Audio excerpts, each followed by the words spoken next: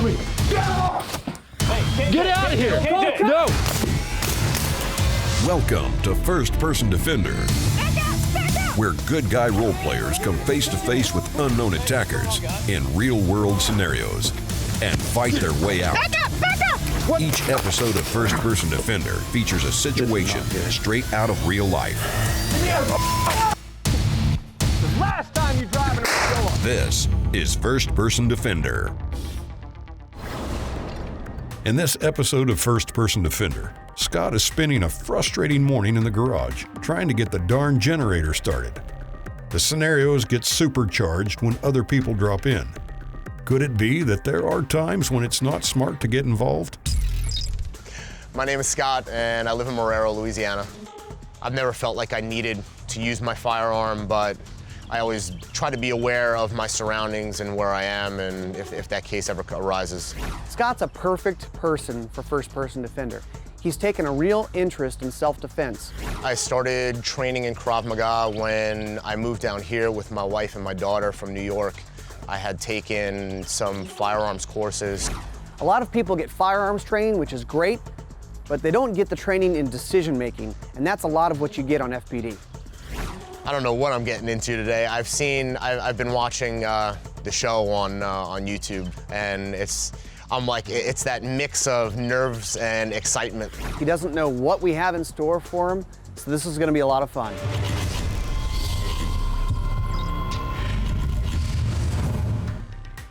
This force-on-force training uses Simunitions, a non-lethal alternative to live ammunition. The camera crew wears yellow shirts and are considered to be invisible to role players.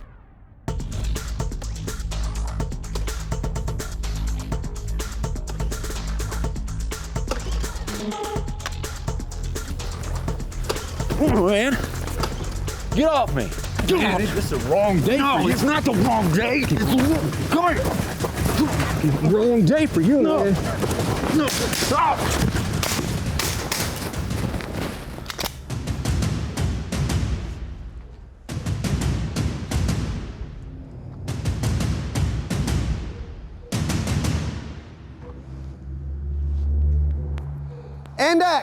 And X.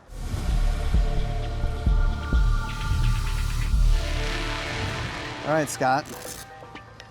Tell me how you feeling. I think better than I thought. Yeah? Trying to start the generator. Wasn't sure what I was hearing at first, but then it was clear that there was an altercation going on between those two guys. Some physical type of altercation, then there was a weapon drawn after the individual was shot. I drew on that guy with the gun, shot him. You drew after he was shot? Yeah, I think from the position that I was angled at, I didn't see the weapon drawn. All I saw was the two of them going at it, and then I heard the rounds discharge. Okay. And that was when I fired on him. So why did you shoot him?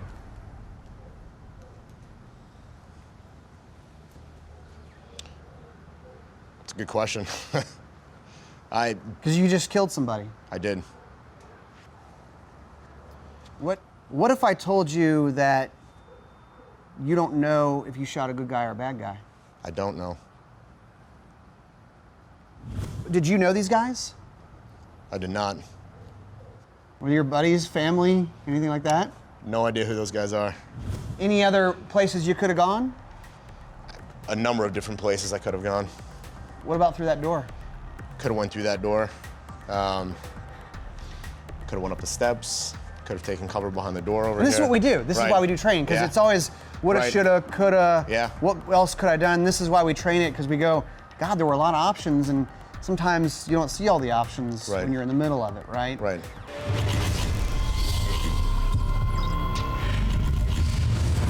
There were two people there. Now, somebody got shot. Clearly, life was in danger. Right. I believe you did the right thing by coming out with your gun. I don't think that that's the wrong answer and getting the firearm out. But once we get it out, we don't really know, what was taking place out there. Entangled in, we're fighting, and when we came into your view. No, at what point did you get the gun out? Was it before I came out with the firearm or after I came out with the gun? I had it drawn before. So you had it drawn before. So you've got that gun out in that position. I end up coming out with that firearm and firing 2 shots. Right. Here, our role player went down to the ground. And at that point is when I immediately started taking rounds, right? So instead of putting rounds on my body, why don't we try those verbal commands? Okay. So go ahead, what can you tell me? So I'm down here with my focus on him at this point. I just shot him. Drop the weapon. So drop the weapon, so that puts my attention on you. Right. No, if I'm a bad guy, it could be that I'm starting to swing that firearm towards you. Now, I like where you're going, because now you're trying to get your body behind something. Right. So here we're fighting, the gun comes out, he gets shot, he goes down to the ground. Now, see where you're moving right now? Say you're getting closer and closer. So not only trying to get something in between us to where you're slightly barricading, but what else do we have around? Go back in the house. So you could go back in the house. Right. That was an option. There's the door over there. Turn around and look. What do we have there? Vehicle behind me. So you got a vehicle behind you. Now move to the other side of that vehicle, or you can go ahead and go all the way through the door. Right. You know, if you see now, it's harder for me to see you. You have a little bit of concealment, a little bit of cover in between the two of us. Right. That's going to make you safer. To where now, if you're delivering those verbal commands, put the gun down. Drop the gun. Whoa, whoa, whoa, whoa, man.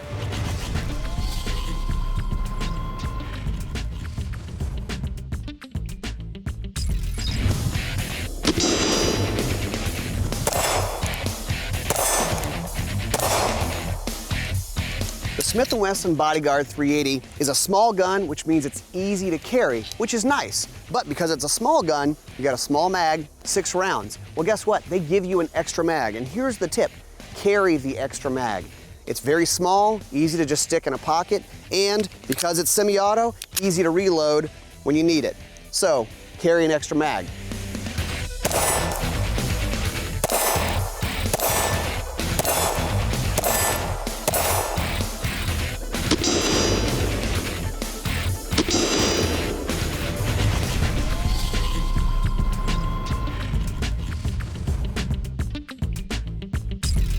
I hate to ask, but did you actually put gas in it? There's gas in there. All right, let's get a few. Oh my God. No, see, What happened? I don't know. Now let's try it. Let's get it going. We might. I mean, you might have flooded it. Did you check? Let's see. No, oh, it might be the throttle. KJ. You're KJ? Me? Do you know this guy? Yeah. Are you KJ? Yeah. Can I help you? What? Put the gun down!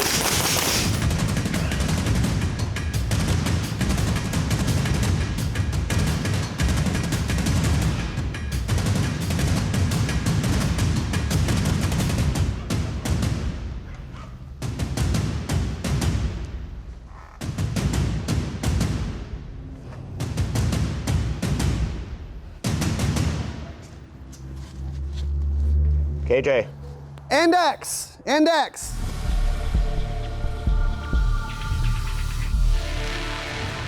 Did you get shot? Got one in the leg. Right in the femoral, perhaps? I don't know. Right in the leg, okay. One in the body. One in the body, Yep. okay. How you feeling? I'm dead, or bleeding profusely. Yeah, what are you thinking right now? That was a completely different situation, meaning it seemed like the shooter knew KJ, and before I could figure out what was going on, he already had the gun drawn. And at that point, I was just trying to get myself behind cover, which I didn't do quick enough. So it didn't go perfect? Nope, far from it.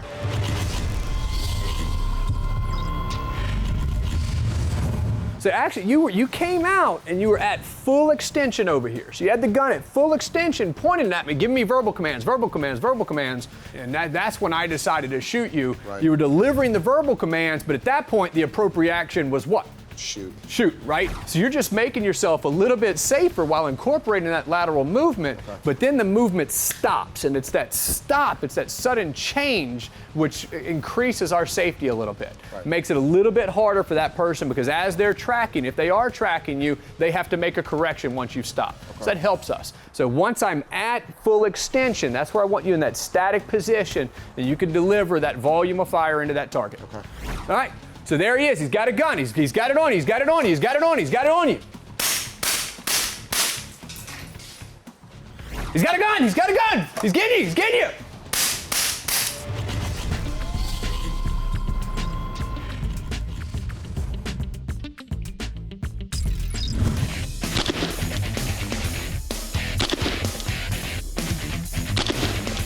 Believe it or not, there are people who carry guns without a round in the chamber. They think it's safer. They're worried about the gun going off. Well, let me give you an option. This is a Springfield Armory XDE. It's a new gun from them, and it has an external hammer. It's a DASA gun, double action, single action. So when you decock it, and you carry it this way, you're gonna have a longer, heavier trigger pull, first trigger pull, and then it's gonna be single action after that.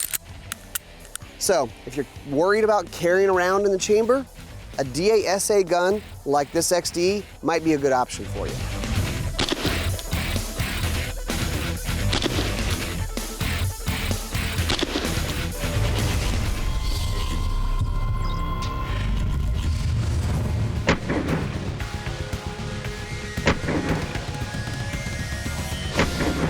So the second scenario, Scott was standing over by the generator with KJ.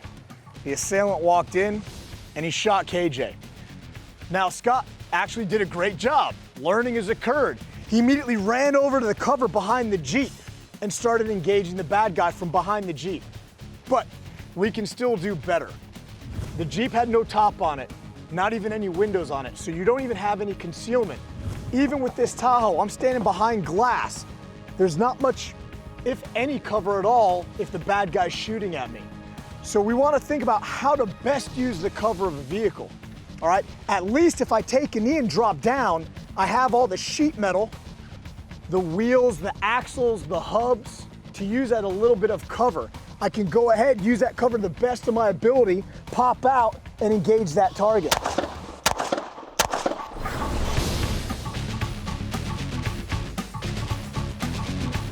Make sure he's down, follow him up.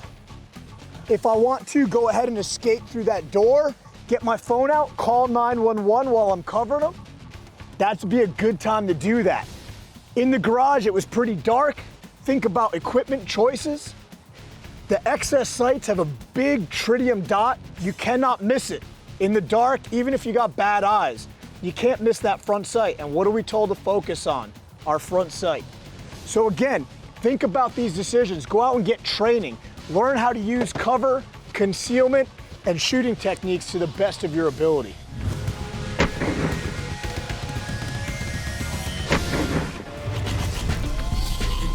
First Person Defender, brought to you by Smith & Wesson, Springfield Armory, and FN America.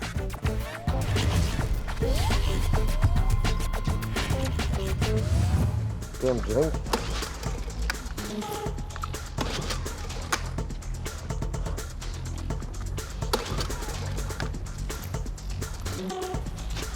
Scott.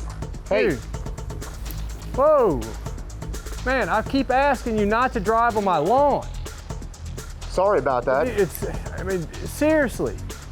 Every single week I come home from out of town and I find rut right there in the turn. It's like I fix it, I go back out of town, I come back, there's whole ruts. There was It's somebody like, blocking the driveway before. I'm sorry about that. how many single times do I have to tell you? I've asked you nicely. I fix it. I don't even ask you to fix it. I asked you nicely, and yet you continue to drive in my lawn. I apologize. When are you going to learn how to drive? There was somebody blocking the driveway before. I did my best to try to avoid your lawn. But you didn't, dude. I'm done with it. I'm absolutely done with it. I'll work on getting that fixed for you. No, that's not enough. I'm sick of this. Man, I ain't done with this crap. I am not done. I told you not to. Told you not to. The last time you driving in my yard.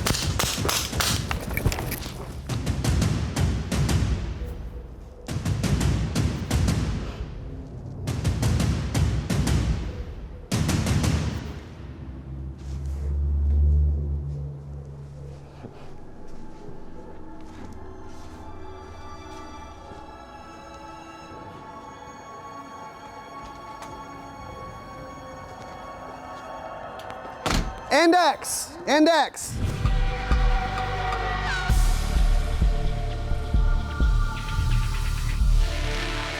So let's take it from the top. Yep, This took a little more time to build. right. What happened? What'd you see? He was angry because I kept running over his lawn. Right. And you were talking to him. Right. You didn't come out with the gun or anything at first? Nope. Which is good. Yeah. He's just talking, he's not a threat. He didn't even Right. have a gun, No, he didn't. as far as we know, right? Right. And then, but when he peeled away to go to the car, you kept an eye on him. Why was that? Well, I mean, he was angry and irate. I didn't know what he was gonna do. So when he came out of the car with the gun, Yep. you went for some concealment cover. Right.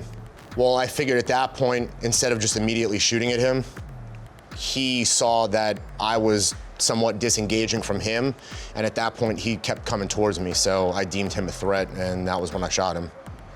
When you bolted behind the door, behind cover, Right. I was thinking, yes, yes. Now we've got some tactical advantage here. Yeah, for sure. You're not standing out in the middle of the open trading rounds with people. Nope. How hard do you think it is to make that decision of when to use force? It's pretty hard, Yeah. and that's where I think the training comes into play.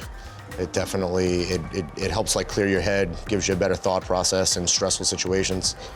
I don't feel like anything can prepare you for doing something like this. Going and shooting at the range and shooting paper or steel, it doesn't compare to training like this. This is real life scenarios using actual firearms without actually putting rounds into people. We're using Simunition, so I mean, this is like as real as it gets, and I mean, if I can get more of this, I would love to do more of this.